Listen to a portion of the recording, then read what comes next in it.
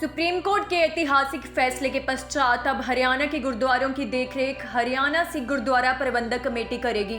हरियाणा सिख गुरुद्वारा प्रबंधक कमेटी के अध्यक्ष संत बलजीत सिंह दादूवाल ने कैथल के मंजी साहब गुरुद्वारे में एक प्रेस वार्ता को संबोधित करते हुए कहा कि हरियाणा के सुप्रीम कोर्ट से 21 साल के बाद यह अधिकार मिला है। कड़ी सुरक्षा के बीच कैथल के मंजी साहब गुरुद्वारे में हरियाणा सिख गुरुद्वारा प्रबंधक कमेटी के अध्यक्ष संत बलजीत सिंह दादूवाल का सिख नेता मनिंदर सिंह, एडवोकेट सरदार जरनैल सिंह, अंग्रेज सिंह गुराया सहित भारी संख्या में और कैथल की सिख संगत द्वारा उनका और उनके साथ आए सिख नेताओं का सिरोपा देकर सम्मानित किया गया। पत्रकारों को संबोधित करते हुए उन्होंने कहा कि सुप्रीम कोर्ट के फैसले का हरियाणा की सिख संगत ने स्वागत किया है और सिख संगत द्वारा हर जगह खुशी में लड्डू बांटे जा रहे हैं। संत बलजीत सिंह दादूवाल ने कहा कि 2014 में हरियाणा विधानसभा में बिल पास करके ये हरियाणा की कमेटी बनाई गई थी, लेकिन 8 साल तक ये मामला कोर्ट में चलता रहा। अब सुप्रीम कोर्ट ने हरियाणा सिख गुरुद्वारा प्रबंधक कमेटी के हक में फैसला सुनाया है। हरियाणा के सभी गुरुद्वारों, बोर्डों, ट्रस्टों और संस्थानों की सेवा संभाल का जिम्मा HSGPC के हाथों में आ जाएगा। SGPC का इससे कोई लेना देना नहीं रहेगा। इस हक को हासिल करने के लिए 8 साल का समय लग गया। अब कमेटी को कानूनी मान्यता दी गई है। उन्होंने कहा कि इस फैसले के बाद प्रदेश के किसी भी गुरुद्वारे का फंड FD अब शिरोमणि गुरुद्वारा प्रबंधक कमेटी के पास नहीं जाएगी। जहां से उनके पास फोन आ रहे हैं, वे वहां पहुंचकर गुरुद्वारों का प्रबंध लोकल समितियों को सौंप रहे हैं। इसके साथ ही कागजी प्रक्रिया चलती रहेगी। जब तक ये प्रक्रिया पूरी नहीं हो जाती, तब तक सारी व्यवस्था स्थानीय समितियों के हाथ रहेगी। इसके साथ ही उन्होंने कहा कि आज तक SGPC ने कभी हरियाणा के गुरुद्वारों के विकास पर पैसा खर्च नहीं किया। कैथल के गुरुद्वारा मंजी साहब के नए भवन का निर्माण भी गुरु तेग बहादुर सेवा दल करवा रहा है, जबकि ये SGPC को करवाना चाहिए था। जत्थेदार दादूवाल ने कहा कि HSGPC का कार्यालय अभी तक गुरुद्वारा 6ठी व 9वीं पातशाही चीका में चल रहा था, लेकिन अब मुख्य कार्यालय गुरुद्वारा 6ठी पातशाही कुरुक्षेत्र में होगा। क्षेत्रीय कार्यालय एक जिंद में है और एक पंचकुला के गुरुद्वारा नाडा साहब में। इसके साथ ही उन्होंने सिख संगत से आह्वान किया है कि शांतिपूर्ण तरीके से सभी गुरुद्वारों का प्रबंधन संभाला जाए। प्रबंधक कमेटी हरियाणा सरकार दे वल्लों गुरुद्वारा एक्ट 2014 बना के विधान सभा च बिल पास करके बकायदा राजपाल साहब ने मोहर लाई सी ते उस वेले होंद विच लिआंदी सी। ये हरियाणा दे अंदर सारे इतिहासक गुरुद्वारियां दी सेवा संभाल करन वास्ते जो श्रोमणी गुरुद्वारा प्रबंधक कमेटी दे प्रबंध विच चलदे सन, गुरुद्वारा साहिबान, स्कूल, कॉलेज, ट्रस्ट बोर्ड जो भी है, हरियाणा सरकार दे बनाए हुए इस एक्ट नूं श्रोमणी गुरुद्वारा प्रबंधक कमेटी दे वल्लों मानयोग सुप्रीम कोर्ट में चैलेंज किया सी।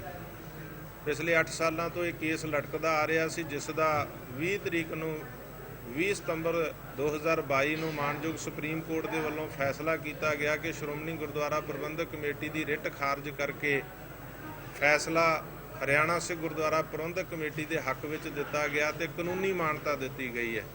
हुण हरियाणा सिख गुरुद्वारा प्रबंधक कमेटी हरियाणा विचले सारे गुरुद्वारे, स्कूल, कॉलेज जिहड़े श्रोमणी गुरुद्वारा प्रबंधक कमेटी के प्रबंध सन, उन्हां दी सेवा संभाल करेगी। जे संगतां विच बड़ी खुशी की लहर है, पूरे हरियाणा चों, पंजाब चों, दुनिया भर दे विचों संगतां खुशी मना रहीआं, लड्डू वंड के खुशियां मनाईआं जा रहीआं ने और इहदी सेवा संभाल दा कारज असीं शुरू कीता होया। सिरसा, फतेहाबाद, रतिया, ਵੱਖ-ਵੱਖ ਥਾਵਾਂ ਤੋਂ ਜਿੱਥੋਂ ਸਾਨੂੰ ਫੋਨ ਆਏ, ਅਸੀਂ ਉੱਥੇ ਪੁੱਜ ਕੇ ਤੇ ਉਹ ਗੁਰਦੁਆਰਿਆਂ ਦੀ ਸੇਵਾ ਸੰਭਾਲ ਹਰਿਆਣਾ ਸਿੱਖ ਗੁਰਦੁਆਰਾ ਪ੍ਰਬੰਧਕ ਕਮੇਟੀ ਦੇ ਹਵਾਲੇ ਕੀਤੀ ਜਾ ਰਹੀ ਹੈ।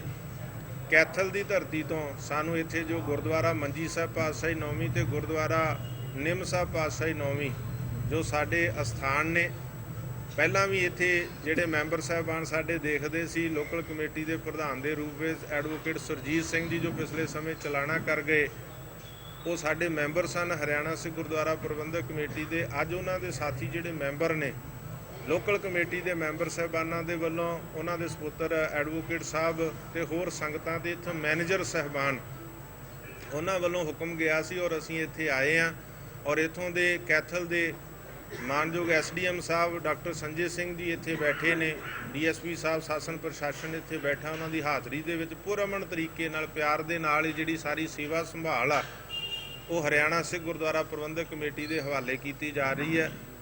ਹੁਣ ਜਿਸ ਵੇਲੇ ਤੋਂ ਇਹ ਐਲਾਨ ਹੋਇਆ ਕਿਸੇ ਤਰ੍ਹਾਂ ਦਾ ਕੋਈ ਵੀ ਫੰਡ ਜਿਹੜਾ ਹੈ, ਚਾਹੇ ਕੋਈ ਕਿਸੇ ਤਰ੍ਹਾਂ ਦਾ ਵੀ ਚੈੱਕ ਜਾਂ FD, ਉਹ ਸ਼੍ਰੋਮਣੀ ਗੁਰਦੁਆਰਾ ਪ੍ਰਬੰਧਕ ਕਮੇਟੀ ਨੂੰ ਨਹੀਂ, ਹਰਿਆਣਾ ਸਿੱਖ ਗੁਰਦੁਆਰਾ ਪ੍ਰਬੰਧਕ ਕਮੇਟੀ ਦੇ ਪ੍ਰਬੰਧ ਵਿੱਚ ਮੈਨੇਜਰ ਸਾਹਿਬਾਨ, ਲੋਕਲ ਕਮੇਟੀਆਂ ਜਿਹੜੀਆਂ ਨੇ ਉਹ ਨਾਲ ਚੱਲਣਗੀਆਂ। ਸਾਰੀ ਸੇਵਾ ਸੰਭਾਲ ਦਾ ਕੰਮ ਜਿਹੜਾ ਹੈਗਾ ਉਹ ਹਰਿਆਣਾ ਸਿੱਖ ਗੁਰਦੁਆਰਾ ਪ੍ਰਬੰਧਕ ਕਮੇਟੀ ਦੇ ਵੱਲੋਂ ਵੇਖਿਆ ਜਾਵੇਗਾ। ਮੈਂ ਇਸ ਗੱਲ ਦੀ ਲੋਕਲ ਕਮੇਟੀ ਨੂੰ, ਸੰਗਤਾਂ ਨੂੰ, ਮੈਨੇਜਰ ਸਾਹਿਬਾਨ, ਸਮੁੱਚਾ ਸਟਾਫ, ਸਾਰੀਆਂ ਸੰਗਤਾਂ ਨੂੰ ਇਸ ਗੱਲ ਦੀ ਮੁਬਾਰਕ ਦਿੰਦਾ ਕਿ ਪ੍ਰਸ਼ਾਸਨ ਦੀ ਹਾਜ਼ਰੀ ਦੇ ਵਿੱਚ ਬੜੇ ਪੁਰਅਮਨ ਪਿਆਰ ਦੇ ਤਰੀਕੇ ਦੇ ਨਾਲ, ਬਾਕੀ ਜੋ ਕਾਗਜ਼ੀ ਕਾਰਵਾਈਆਂ ਨੇ ਆਉਣ ਵਾਲੇ ਦਿਨਾਂ ਦੇ ਵਿੱਚ ਸਾਰੀਆਂ ਕਾਨੂੰਨੀ ਤੌਰ ਤੇ ਪੂਰੀਆਂ ਹੁੰਦੀਆਂ ਰਹਿਣਗੀਆਂ। ਉਹ ਲਗਾਤਾਰ, ਕਿਉਂਕਿ ਇੱਕ ਅੱਧੇ ਦਿਨ ਦਾ ਇਹ ਕਾਰਜ ਨਹੀਂ ਜਾਂ ਕੁਝ ਘੰਟਿਆਂ ਦਾ ਕਾਰਜ ਨਹੀਂ ਹੈ, ਇਹ ਲਗਾਤਾਰ ਜਿਹੜਾ ਇਹ ਕਾਰਜ ਜਾਰੀ ਰਹੇਗਾ। ਕਿਉਂਕਿ ਜਿੰਨੇ ਵੀ ਗੁਰਦੁਆਰਾ ਸਾਹਿਬਾਨ ਨੇ ਹਰਿਆਣਾ ਦੇ ਅੰਦਰ, ਜੋ ਹਰਿਆਣਾ ਸਿੱਖ ਗੁਰਦੁਆਰਾ ਪ੍ਰਬੰਧਕ ਕਮੇਟੀ ਦੇ ਪ੍ਰਬੰਧ ਹੇਠ ਆਉਣਗੇ, ਸਾਰੀ ਜਗ੍ਹਾ ਤੇ ਪੁੱਜ ਕੇ ਜਿਹੜੀ ਸੇਵਾ ਸੰਭਾਲ ਉਹਦਾ ਕਾਰਜ ਲਿਆ ਜਾ ਰਿਹਾ। ਸੋ ਇਸ ਕਰਕੇ ਮੈਂ ਲੱਖ ਲੱਖ ਵਧਾਈ ਤੇ ਲੱਖ ਲੱਖ ਮੁਬਾਰਕ ਸੰਗਤਾਂ ਨੂੰ ਦਿੰਦਾ ਕਿ ਜਿਨ੍ਹਾਂ ਦੀ ਸਟਰਗਲ, ਸੰਘਰਸ਼ ਆਪਣੇ ਗੁਰਦੁਆਰਿਆਂ ਦੀ ਸੇਵਾ ਸੰਭਾਲ ਦਾ ਜਿਹੜਾ ਹੈਗਾ ਉਹ ਸਫਲ ਹੋਇਆ। ਸਰ ਜੈਸਾ ਕਿ ਇੱਥੇ ਜੋ ਵੀ ਫੰਡ ਸੀਗਾ, ਜੋ ਬਣਦਾ ਧਰਮ ਪ੍ਰਚਾਰ ਫੰਡ ਜਾਂ ਦਸਵੰਧ, ਦੋ ਤਰ੍ਹਾਂ ਦਾ ਫੰਡ ਜਿਹੜਾ ਉਹ ਹਰਿਆਣਾ ਕਮੇਟੀ ਜਿਹੜੀ ਸੀ ਗੁਰਦੁਆਰਾ ਸਾਹਿਬਾਨ ਤੋਂ ਲੈਂਦੀ, ਧਰਮ ਪ੍ਰਚਾਰ ਫੰਡ ਤੇ ਦਸਵੰਧ। ਪਰ ਜਿਹੜੀ ਸ਼੍ਰੋਮਣੀ ਗੁਰਦੁਆਰਾ ਪ੍ਰਬੰਧਕ ਕਮੇਟੀ ਉਹ 4 ਤਰ੍ਹਾਂ ਦਾ ਫੰਡ ਲਿਜਾਂਦੀ ਸੀ, ਪੰਥਕ ਭਲਾਈ ਫੰਡ, ਵਿਦਿਆ ਫੰਡ। ਪਰ ਹੁਣ ਕਿਸੇ ਤਰ੍ਹਾਂ ਦਾ ਵੀ ਫੰਡ ਜਿਹੜਾ ਹੈਗਾ ਉਹ ਸ਼੍ਰੋਮਣੀ ਗੁਰਦੁਆਰਾ ਪ੍ਰਬੰਧਕ ਕਮੇਟੀ ਨੂੰ ਨਹੀਂ ਦਿੱਤਾ ਜਾਏਗਾ। ਹਰਿਆਣਾ ਸਟੇਟ ਦੇ ਵਿੱਚ ਸਾਰੇ ਗੁਰਦੁਆਰਿਆਂ ਦੀ ਸੇਵਾ ਸੰਭਾਲ ਜਿਹੜੀ ਹੈ ਉਹ ਹਰਿਆਣਾ ਸਿੱਖ ਗੁਰਦੁਆਰਾ ਪ੍ਰਬੰਧਕ ਕਮੇਟੀ ਕਰੇਗੀ ਤੇ ਜਿੰਨੇ ਮੈਨੇਜਰ ਸਾਹਿਬਾਨ ਨੇ, ਲੋਕਲ ਕਮੇਟੀਆਂ ਨੇ, ਇਹ ਸਾਰੀਆਂ ਹਰਿਆਣਾ ਸਿੱਖ ਗੁਰਦੁਆਰਾ ਪ੍ਰਬੰਧਕ ਕਮੇਟੀ ਦੇ ਪ੍ਰਬੰਧ ਵਿੱਚ ਕੰਮ ਕਰਨਗੀਆਂ। ਸੋ ਇਸ ਕਾਰਨ ਕਰਕੇ ਜੋ ਵੀ ਸੰਗਤਾਂ ਦਾ ਦਸਵੰਧ, ਜੋ ਸੇਵਾ, ਜੋ ਫੰਡ ਆ, ਜੋ ਭੇਟਾ ਆ, ਉਹ ਹਰਿਆਣੇ ਦੇ ਗੁਰੂ ਘਰਾਂ ਦੇ ਪ੍ਰਬੰਧ ਤੇ, ਗੁਰੂ ਕੇ ਲੰਗਰਾਂ ਤੇ, ਇਮਾਰਤਾਂ ਦੀ ਉਸਾਰੀ ਤੇ, ਧਰਮ ਪ੍ਰਚਾਰ ਤੇ, ਔਰ ਆਉਣ ਵਾਲੇ ਸਮੇਂ 'ਚ ਸਾਡਾ ਟੀਚਾ ਹੈ ਕਿ ਉਹਨੂੰ ਐਜੂਕੇਸ਼ਨ ਤੇ ਔਰ ਮੈਡੀਕਲ ਸੇਵਾ ਦੇ ਉੱਤੇ ਜਿਹੜਾ ਹੈਗਾ ਉਹ ਖਰਚ ਕੀਤਾ ਜਾਊਗਾ। ਕਿੰਨਾ ਫੰਡ ਜਾ ਰਿਹਾ ਕੋਰਟ ਦਾ ਬਜਟ ਸੀ, ਸਾਰਾ ਕੁਝ ਮੁਲਾਜ਼ਮਾਂ ਨੂੰ ਤਨਖਾਹਾਂ ਦੇ ਕੇ ਬਾਕੀ ਸਾਰਾ ਹੀ ਉਹ ਤਕਰੀਬਨ ਲੈ ਜਾਂਦੇ ਸੀ, ਕਿਉਂਕਿ 4 ਤਰ੍ਹਾਂ ਦਾ ਫੰਡ ਉਹਨਾਂ ਨੇ ਸ਼ੁਰੂ ਕਰ ਲਿਆ ਸੀ। ਪਹਿਲਾਂ ਤੋਂ ਹੀ ਹਮੇਸ਼ਾ 2 ਤਰ੍ਹਾਂ ਦਾ ਫੰਡ ਜਿਹੜਾ ਸੀ ਉਹ ਸ਼੍ਰੋਮਣੀ ਕਮੇਟੀ ਲਿਜਾਂਦੀ ਸੀ, ਪਰ ਇੱਥੇ ਹੁਣ ਜਿਹੜੇ ਲੋਕਲ ਕਮੇਟੀਆਂ 4 ਤਰ੍ਹਾਂ ਦਾ ਫੰਡ ਜਿਹੜਾ ਹੈਗਾ ਉਹ ਸ਼੍ਰੋਮਣੀ ਕਮੇਟੀ ਲਿਜਾ ਰਹੀ ਸੀ। ਸੋ ਸਾਰਾ ਹੀ ਪੈਸਾ ਜਿਹੜਾ ਸੀਗਾ ਤਕਰੀਬਨ ਇੱਥੇ ਡਿਵੈਲਪਮੈਂਟ ਤੇ ਉਹ ਲਾਉਂਦੇ ਹੀ ਨਹੀਂ ਸੀਗੇ। ਆ ਇੱਥੇ ਗੁਰਦੁਆਰਾ ਸਾਹਿਬ ਦੀ ਇਮਾਰਤ ਆ ਸਾਹਮਣੇ ਬਣ ਰਹੀ ਹੈ, ਇਹ ਸ੍ਰੀ ਗੁਰੂ ਤੇਗ ਬਹਾਦਰ ਸੇਵਾ ਦਲ ਵੱਲੋਂ ਇੰਡੀਪੈਂਡੈਂਟ ਤੌਰ ਤੇ ਸੰਗਤਾਂ ਦੇ ਸਹਿਯੋਗ ਨਾਲ ਬਣਾਈ ਜਾ ਰਹੀ ਹੈ। ਬਣਾਉਣੀ ਤਾਂ ਸ਼੍ਰੋਮਣੀ ਕਮੇਟੀ ਨੂੰ ਚਾਹੀਦੀ ਸੀ ਜਾਂ ਕਾਰ ਸੇਵਾ ਦੇ ਰੂਪ 'ਚ ਜਿਸ ਤਰ੍ਹਾਂ ਉਹ ਬਣਾਉਂਦੇ ਆ, ਪਰ ਇੱਥੇ ਲੋਕਲ ਸੰਗਤਾਂ ਦੇ ਵੱਲੋਂ ਸ੍ਰੀ ਗੁਰੂ ਤੇਗ ਬਹਾਦਰ ਸੇਵਾ ਦਲ ਦੇ ਵੱਲੋਂ ਬਣਾਈ ਜਾ ਰਹੀ, ਜੋ ਕਰੋੜਾਂ ਰੁਪਈਆਂ ਦਾ ਖਰਚਾ, ਸੁੰਦਰ ਇਮਾਰਤ ਜਿਹੜੀ ਉਹ ਤਿਆਰ ਹੋ ਰਹੀ ਹੈ। ਮੈਂ ਵਧਾਈ ਵੀ ਦਿੰਦਾ ਸ੍ਰੀ ਗੁਰੂ ਤੇਗ ਬਹਾਦਰ ਸੇਵਾ ਦਲ ਦੇ ਸਾਰੇ ਅਹੁਦੇਦਾਰਾਂ ਨੂੰ, ਸਹਿਯੋਗੀਆਂ ਨੂੰ, ਕਿ ਉਹਨਾਂ ਵੱਲੋਂ ਇਹ ਕਾਰਜ ਕੀਤਾ ਜਾ ਰਿਹਾ। ਕੁਰੂਕਸ਼ੇਤਰ ਵਿੱਚ ਮੀਟਿੰਗ 6ਵੀਂ ਪਾਤਸ਼ਾਹੀ ਗੁਰਦੁਆਰਾ, ਕਿਉਂਕਿ ਐਕਟ ਦੇ ਅਨੁਸਾਰ ਸਾਡਾ ਮੁੱਖ ਦਫ਼ਤਰ ਗੁਰਦੁਆਰਾ ਪਾਤਸ਼ਾਹੀ 6ਵੀਂ ਚੀਕਾ, ਆਪਣਾ ਗੁਰਦੁਆਰਾ ਪਾਤਸ਼ਾਹੀ 6ਵੀਂ ਕੁਰੂਕਸ਼ੇਤਰ ਹੈ। ਪਹਿਲਾਂ ਸਾਡਾ ਜਦੋਂ ਇਹ ਸਾਰਾ ਫੈਸਲਾ ਨਹੀਂ ਸੀ ਆਇਆ ਤਾਂ ਜਿਹੜੇ ਗੁਰਦੁਆਰਿਆਂ ਦੀ ਸਾਡੇ ਕੋਲ ਸੇਵਾ ਸੰਭਾਲ ਸੀ ਉਹਦੇ ਵਿੱਚ ਸਾਡਾ ਮੁੱਖ ਦਫ਼ਤਰ ਗੁਰਦੁਆਰਾ ਪਾਤਸ਼ਾਹੀ 6ਵੀਂ ਤੇ 9ਵੀਂ ਚੀਕਾ ਸੀ। ਹੁਣ ਸਾਡਾ ਮੁੱਖ ਦਫ਼ਤਰ ਜਿਹੜਾ ਹੈ ਉਹ ਪਾਤਸ਼ਾਹੀ 6ਵੀਂ ਕੁਰੂਕਸ਼ੇਤਰ ਹੈ। ਸਬ ਆਫਿਸ ਇੱਕ ਜੀਂਦ ਹੈ ਔਰ ਇੱਕ ਗੁਰਦੁਆਰਾ ਨਾਢਾ ਸਾਹਿਬ ਹੈ ਪੰਚਕੂਲਾ ਦੇ ਅੰਦਰ। ਹੋਰ ਵੀ ਲੋੜ ਅਨੁਸਾਰ ਸਬ ਆਫਿਸ ਬਣਾਏ ਜਾ ਸਕਦੇ ਆ। ਤਾਂ ਉੱਥੇ ਕੱਲ ਮੈਂ ਸੱਦਾ ਦਿੱਤਾ ਸੀ ਕਿ ਸਾਰੇ ਹਰਿਆਣਾ ਕਮੇਟੀ ਦੇ ਮੈਂਬਰ, ਅਹੁਦੇਦਾਰ ਸਾਰੇ ਇੱਥੇ ਆਓ, ਜਾਂ ਮੈਨੇਜਰ ਸਾਹਿਬਾਨ, ਵੱਖ-ਵੱਖ ਗੁਰੂ ਘਰਾਂ ਦੇ 3-4 ਮੈਨੇਜਰ ਆਏ ਵੀ ਸੀ ਉੱਥੇ, ਲੋਕਲ ਕਮੇਟੀਆਂ ਵੀ, ਸਾਨੂੰ ਸੱਦਾ ਵੀ ਲੋਕਲ ਕਮੇਟੀਆਂ ਨੇ ਦਿੱਤਾ ਕਿ ਤੁਸੀਂ ਆਓ, ਅਸੀਂ ਸੰਗਤਾਂ ਦੀ ਹਾਜ਼ਰੀ 'ਚ ਗੁਰੂ ਘਰ ਦੇ ਵਿੱਚ ਇਹ ਜਿਹੜੀ ਸੇਵਾ ਹਰਿਆਣਾ ਕਮੇਟੀ ਦੇ ਹਵਾਲੇ ਕਰਨਾ ਚਾਹੁੰਦੇ ਹਾਂ। ਤਾਂ ਅੱਜ ਉੱਥੇ ਵੱਡੀ ਗਿਣਤੀ 'ਚ ਸਾਡੇ ਹਰਿਆਣਾ ਸਿੱਖ ਗੁਰਦੁਆਰਾ ਪ੍ਰਬੰਧਕ ਕਮੇਟੀ ਦੇ ਮੈਂਬਰ ਆਏ ਸੀ। ਇਹ ਮੀਤ ਪ੍ਰਧਾਨ ਨੇ ਸਰਦਾਰ ਸਵਰਨ ਸਿੰਘ ਰਤੀਆ, ਇਹ ਮੇਰੇ ਨਾਲ ਉੱਥੇ ਸਨ। ਬੀਬੀ ਬਲਜਿੰਦਰ ਕੌਰ ਖਾਲਸਾ ਸਾਡੇ ਮੈਂਬਰ ਨੇ, ਗੁਰਪ੍ਰਸਾਦ ਸਿੰਘ ਫਰੀਦਾਬਾਦ ਸਾਡੇ ਮੈਂਬਰ ਨੇ, ਸਰਦਾਰ ਮਲਕੀਤ ਸਿੰਘ ਪਾਣੀਪਤ ਗੁਰਾਇਆ ਸਾਡੇ ਮੈਂਬਰ ਨੇ, ਉਹ ਸਾਡੇ ਨਾਲ ਸਨ। ਹੋਰ ਬਹੁਤ ਸਾਰੇ ਮੈਂਬਰ। ਪਿਛਲੇ ਦਿਨਾਂ 'ਚ ਅਸੀਂ ਹਰਿਆਣਾ ਦੇ ਮੁੱਖ ਮੰਤਰੀ ਮਾਨਯੋਗ ਸ੍ਰੀ ਮਨੋਹਰ ਲਾਲ ਖੱਟੜ ਜੀ ਕੋਲੇ ਉਹਨਾਂ ਦਾ ਸਨਮਾਨ ਵੱਡੀ ਗਿਣਤੀ 'ਚ ਜਾ ਕੇ ਸੰਗਤਾਂ ਵਫਦ ਦੇ ਰੂਪ ਦੇ ਵਿੱਚ ਮੈਂਬਰ ਸਾਹਿਬਾਨ ਉਹਨਾਂ ਦਾ ਕਰਕੇ ਆਏ ਆ। ਸੋ ਇਸ ਤਰ੍ਹਾਂ ਅੱਜ ਜਿਹੜੇ ਸੀ ਉੱਥੇ ਅਸੀਂ ਬੈਠੇ ਸੀਗੇ ਮੁੱਖ ਦਫ਼ਤਰ ਦੇ ਵਿੱਚ, ਲੰਬੀਆਂ ਵਿਚਾਰ ਵਟਾਂਦਰਾ ਹੋਇਆ। ਸਾਰਿਆਂ ਨੂੰ ਮੇਰੇ ਵੱਲੋਂ ਇਹੀ ਅਪੀਲ ਕੀਤੀ ਗਈ ਹੈ ਕਿ ਕਿਸੇ ਤਰ੍ਹਾਂ ਦੀ ਕੋਈ ਤਲਖੀ, ਕਿਸੇ ਤਰ੍ਹਾਂ ਦਾ ਕੋਈ ਟਕਰਾਅ ਨਹੀਂ ਕਰਨਾ, ਬੜੇ ਪੁਰਅਮਨ ਤਰੀਕੇ ਦੇ ਨਾਲ ਇਹ ਸਾਰੀ ਸੇਵਾ ਸੰਭਾਲ ਦਾ ਕਾਰਜ ਕਰਨਾ। ਸਾਰੇ ਮੈਂਬਰ ਸਾਹਿਬਾਨ ਅੱਜ ਵੱਡੀ ਗਿਣਤੀ 'ਚ ਉੱਥੇ 25-30 ਮੈਂਬਰ ਪਹੁੰਚੇ ਹੋਏ ਸੀਗੇ, ਉਹਨਾਂ ਨੂੰ ਅਪੀਲ ਕੀਤੀ ਗਈ ਹੈ ਤੇ ਸਾਰਿਆਂ ਨੇ ਉੱਥੇ ਬੈਠ ਕੇ ਇੱਕ ਦੂਜੇ ਨੂੰ ਵਧਾਈਆਂ ਦਿੱਤੀਆਂ, ਲੱਡੂ ਵੰਡੇ ਆ। ਔਰ ਅਗਲੀ ਰਣਨੀਤੀ ਕਿ ਸਰਕਾਰ ਦੇ ਕਾਰਜ ਖੇਤਰ ਵਿੱਚ ਆ ਕਿ ਹੁਣ ਅੱਗੇ ਜਿਹੜੇ ਪ੍ਰਬੰਧ ਨੇ ਉਹ ਕਿਸ ਤਰ੍ਹਾਂ ਸੇਵਾ ਸੰਭਾਲਣੀ ਹੈ ਔਰ ਕਿਸ ਤਰ੍ਹਾਂ ਉਹਨਾਂ ਨੇ ਜਿਹੜਾ ਹੈਗਾ ਅੱਗੇ ਕਾਰਜ ਜਿਹੜੇ ਉਹ ਕਰਨੇ ਆ। ਹਰਿਆਣਾ ਸਿੱਖ ਗੁਰਦੁਆਰਾ ਪ੍ਰਬੰਧਕ ਕਮੇਟੀ ਜੋ 2014 ਦੇ ਵਿੱਚ ਐਡ ਹੌਕ ਬਣਾਈ ਸੀ, ਇਹ ਸਿਰਫ 18 ਮਹੀਨਿਆਂ ਵਾਸਤੇ ਸੀ। 8 ਸਾਲ ਹੋ ਗਏ ਉਹੀ ਕਮੇਟੀ ਚੱਲ ਰਹੀ ਹੈ। ਹੁਣ ਇਹ ਹਰਿਆਣਾ ਸਰਕਾਰ ਨੇ ਇਸ ਕਮੇਟੀ ਨੂੰ ਕੰਟੀਨਿਊ ਕਰਨਾ ਹੈ, ਜਿਸ ਦੇ 6 ਸਾਲ ਝੀਂਡਾ ਪ੍ਰਧਾਨ ਰਹੇ ਹੈ। ਉਸ ਤੋਂ ਬਾਅਦ 2 ਸਾਲਾਂ ਤੋਂ ਮੈਨੂੰ ਮੁੱਖ ਸੇਵਾਦਾਰ ਪ੍ਰਧਾਨ ਬਣਾਇਆ ਹੋਇਆ।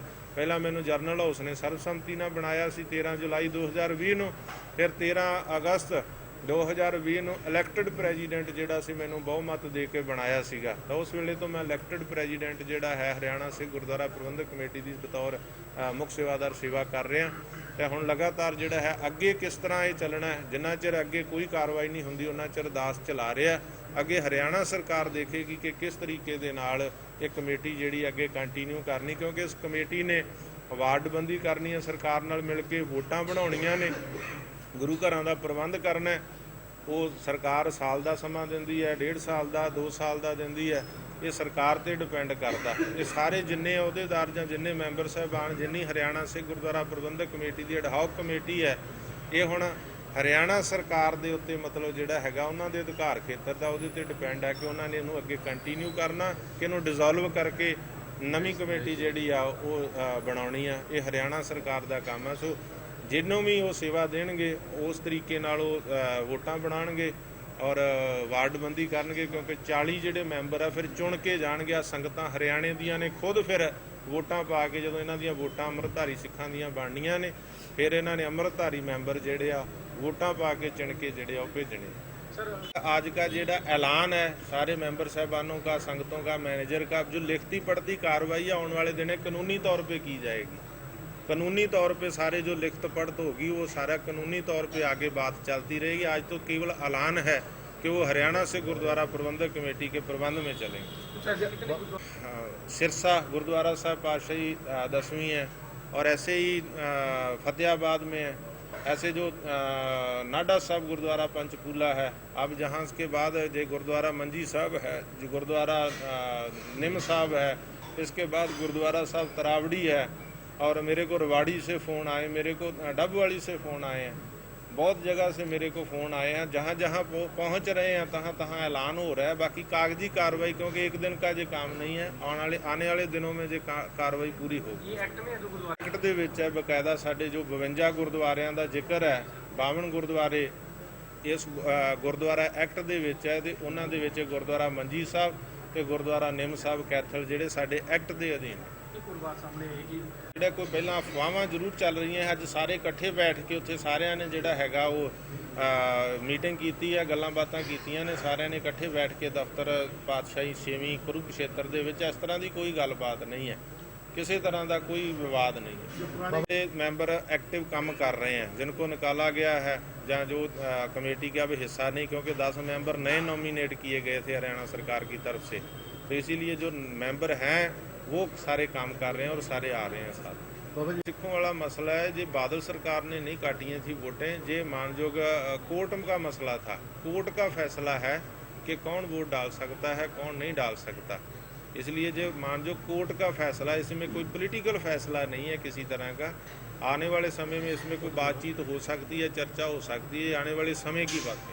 इस फैसले के बाद ये है कि जो SGPC के प्रेसिडेंट हैं डॉक्टर अपना एडवोकेट हरजिंदर सिंह धामी, उनको कि जो खुद आए, जहाँ आकर खुद आके सम्मान से जो सेवा संभाल की जाए, हम उनका सम्मान करके जाएंगे, उनको जहाँ से भेजेंगे सम्मान करके। और फिर भी हमारा, हम तो ये कहते हैं कि SGPC भी एक्ट में को शोध करे, हरियाणा सरकार को भी अपील करेंगे कि एक्ट में को शोध हो, 2 मेंबर हरियाणा कमेटी के SGPC में लिए जाएं और SGPC के 2 मेंबर हरियाणा कमेटी में आएँ। जैसे दिल्ली के SGPC में जाते हैं दिल्ली कमेटी के और SGPC के दिल्ली कमेटी में जाते, एक आपस में भाईचारा बना रहता है, प्यार बना रहता है। तो हम इस सभी बातों के लिए तैयार हैं कि हम भाईचारे प्रेम के साथ, क्योंकि हमारा अकाल तख्त एक है, हमारा गुरु एक है, हमारा धर्म एक है, हमारा सिद्धांत एक है, किसी तरह का कोई वखरेवा नहीं। ये सिर्फ आपको अपने प्रबंधों की सेवा है कि पंजाब में वो करें, हरियाणा में हम करें, दिल्ली में दिल्ली वाले कर रहे हैं। पिछले दिन पोलीटिकल हरेक हिंदुस्तानी का, भारती का हक है कि वो पोलिटिक्स के विच भाग ले। हरेक संस्था का हक है। जी हरियाणा सिख गुरुद्वारा प्रबंधक कमेटी है वो अपना धार्मिक धर्म प्रचार गुरु घरां की सेवा संभाल करे। इंडिविजुअल तौर पर कोई भी किस तरह का जोड़ा कारज है कर सकते हैं। किसी तरह की कोई रुकावट नहीं है। कमेटी भी अपने उम्मीदवार खड़े जो हरियाणा सिख गुरुद्वारा प्रबंधक कमेटी है, इसके बैनर हेठ किसी भी सियासी पॉलिटिकल पार्टी को समर्थन का ऐलान नहीं किया जा सकता। ये हमारे एक्ट में लिखा हुआ है। ये केवल धार्मिक बॉडी है। इंडिविजुअल तौर पे कोई भी, जैसे मैं हूँ या कोई मेंबर है, इंडिविजुअल तौर पे कोई भी किसी पार्टी का समर्थन कर सकता है, किसी का मेंबर भी हो सकता है। जैसे धर्म प्रचार का, गुरु घरों के प्रबंध का, सुचज्जा प्रबंध करने का, वहाँ हमारा मेडिकल सेवा के लिए और एजुकेशन सेवा के लिए विज़न है हमारा कि हम करें। जैसे IAS IPS कोचिंग सेंटर खोलने का भी है, और साथ में एक धर्म प्रचार का केंद्र भी कि जो जहाँ ग्रंथी सिंह, पाठी सिंह, कथावाचक और कीर्तनीय सिख जो हैं वो पैदा, वहाँ उनका कोर्स हो, और वो जैसे पंजाब में होता है, वक्त ठाव में होता है, ऐसी एक इंस्टीट्यूट जो गुरमत इंस्टीट्यूट, गुरमत विद्यालय, ऐसा खोलने का भी हमारा विज़न। आने वाले में बहुत सारी बातें हैं जो पूरी सेवा संभाल के बाद में हम करेंगे।